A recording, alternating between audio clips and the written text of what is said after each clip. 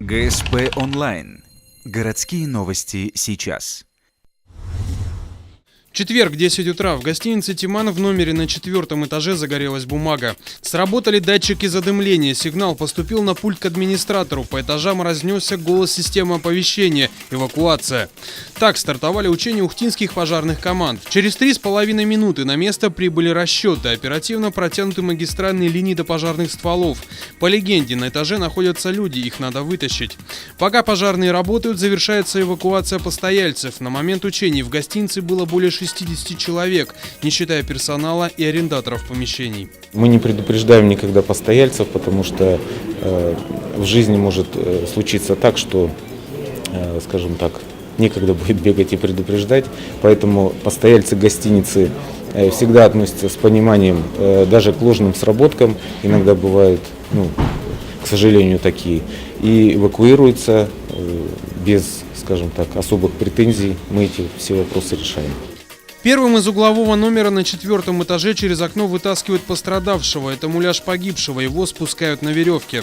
Внизу тело встречают специалисты спасотряда и скорой. По плану учений есть и выживший, он где-то на 6-м этаже.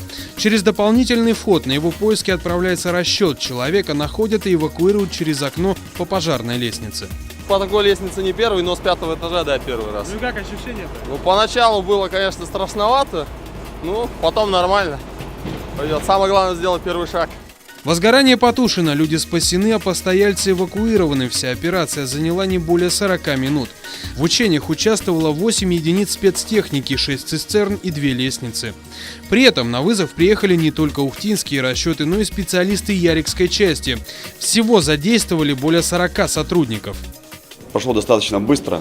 Эвакуация прошла всех, никого нигде не забыли, не оставили. Спасли и статистов, которые были. Хорошо сработала администрация гостиницы, служба охраны труда гостиницы. Не допущено никаких травм, задачу свою выполнили. Как рассказывает Дмитрий Вертилецкий, учения в гостинице «Тиман» были плановыми, но далеко не последними в этом году. До 2015-го в Ухте пройдет еще минимум 2 операции. О точном месте и времени не сообщается, так что без паники, но будьте бдительны.